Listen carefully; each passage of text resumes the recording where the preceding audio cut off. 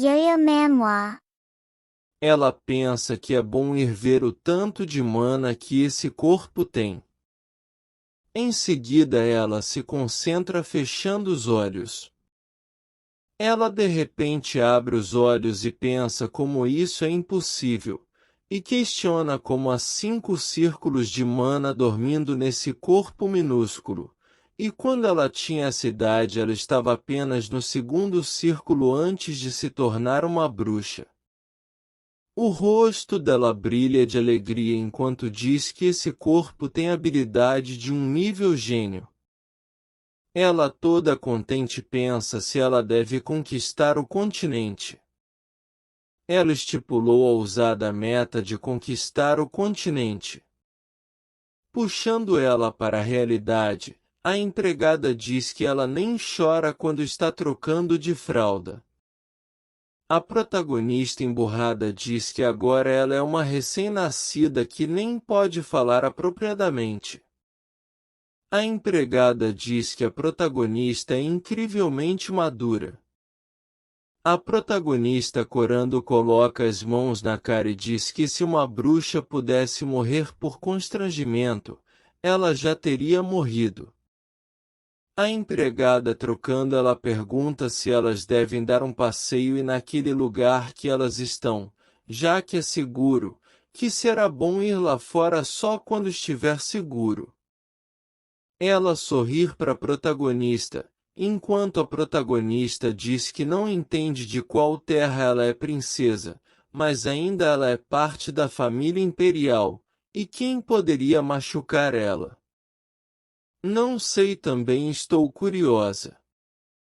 Aquele lugar é chamado de Palácio Dente de Leão, todas as princesas e os príncipes nascem ali. E como ela, eles devem ficar ali até completarem 5 anos. Depois disso a protagonista deverá escolher uma espada e será designada para um palácio, mas que isso é bem no futuro. E diz que agora ela vai relaxar também. A protagonista fica com raiva e fala para a empregada parar de falar frases complicadas, e manda para que ela explique tudo passo a passo. A empregada, percebendo a bebê com cara feia, ela pergunta o porquê a princesa está tão brava. Fala para sua querida princesa não ficaria brava com ela sem motivos. Ela pergunta qual o problema e pergunta se ela está com fome. Ela diz que a fralda dela foi trocada mais cedo, então sabe que não é isso. A empregada, percebendo alguém vindo, ela vira os olhos para ver quem era.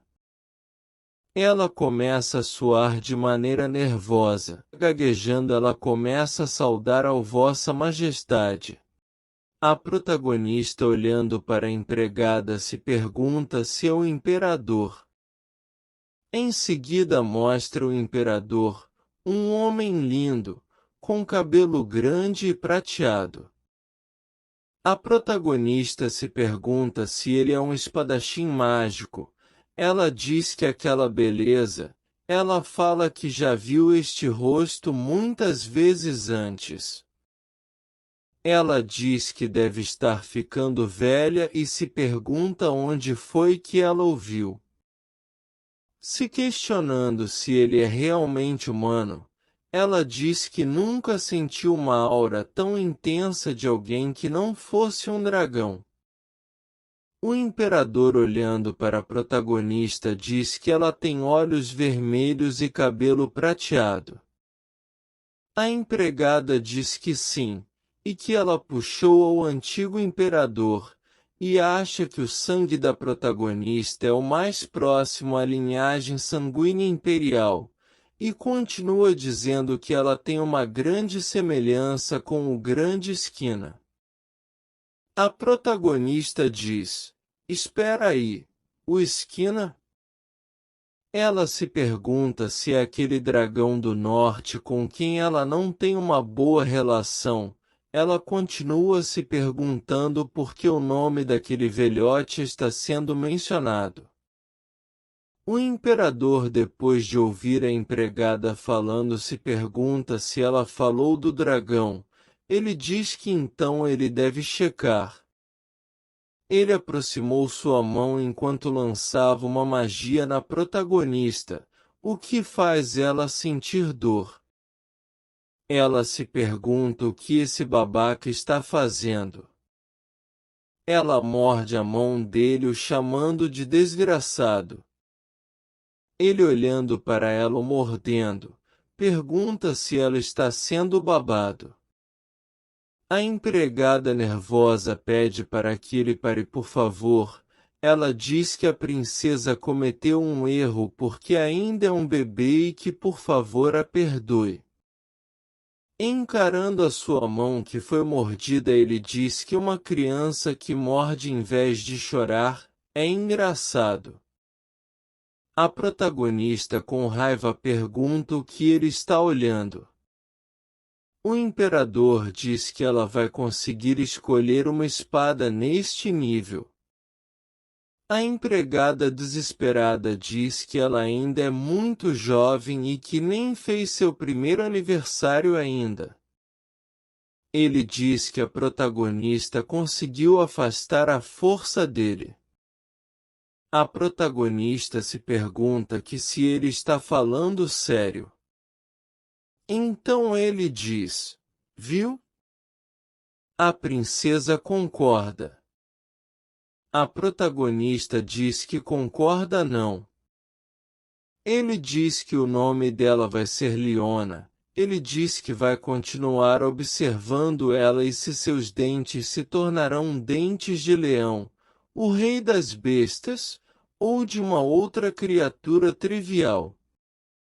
Ele fala à protagonista que espera que ela satisfaça as expectativas dele. A protagonista, o achando estranho, pensa que tem coisas que não deveriam ser ditas a uma criança. Olhando para a espada de seu pai, a protagonista percebe que a bainha parece familiar. Pensando um pouco, ela fica apavorada quando percebe que a bainha é feita dos chifres de um dragão preto que foi derrotado por humanos. O punhal foi feito com as asas da fada rainha conquistada por humanos. A protagonista fala que não pode ser, certo? Apertando os punhos, ela fala que é apenas uma coincidência. A serva, vendo ela mal, pergunta à protagonista se ela está bem. Ela pensa que chamará um médico. Pedindo desculpa, ela fala que não deveria ter falado para irem lá para fora. Começando a tremer, ela diz que amanhã a protagonista deverá escolher uma espada, e que não há nada mais que pode ser feito. Ela fica olhando a serva sem entender o porquê de seu comportamento. A serva explica que a protagonista se envolveu na luta pelo trono. Abismada, ela pensa como isso seria possível. Ela diz que só há um onde os descendentes imperiais devem escolher uma espada e entrar na briga pelo trono em todos os impérios que existem. E diz que se for o que ela está pensando, e que o imperador que ela acabou de conhecer é com toda certeza aquele cara. Nesse momento recebemos uma introdução que diz que uma força dracônica que só pode ser sentida pelo imperador, e de acordo com as características de cabelo prateado e olhos azuis ferozes, só existe um. Se o nome de Vossa Alteza é Leona, a serva, interrompendo os pensamentos da protagonista, diz: Leona von Aziz. A protagonista, assustada, pensar que azar, a serva disse que ela deveria manter isso em mente.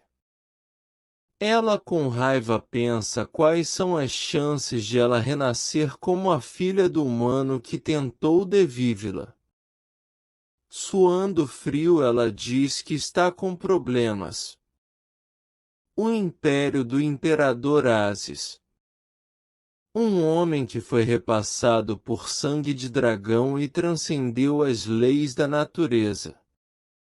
E que muito tempo atrás ele e a protagonista lutaram como cães e gatos. Isso aconteceu por conta de que havia um grupo de humanos mercadores que tentaram passar pelas montanhas sem uma permissão da protagonista. Isso foi há 20 anos atrás. E claro que ela destruiu os mercadores porque era uma bruxa que protegia seu território. Mas aqueles mercadores não eram apenas mercadores normais, e sim mercadores do Império Asis, o império mais forte do continente, que trabalhavam diretamente para o imperador. E não apenas isso, eles que acabaram movendo um tesouro nacional. Ela diz que aquele homem maluco veio até ela para matá-la, e que ele destruiria até a alma dela se ela não tivesse abandonado o orgulho dela como bruxa, e escapado como um rato medroso. Ela diz que depois daquilo ela não ousou nem olhar na direção do Império Asis. Mas por hoje é isso, meus pudins. Bye.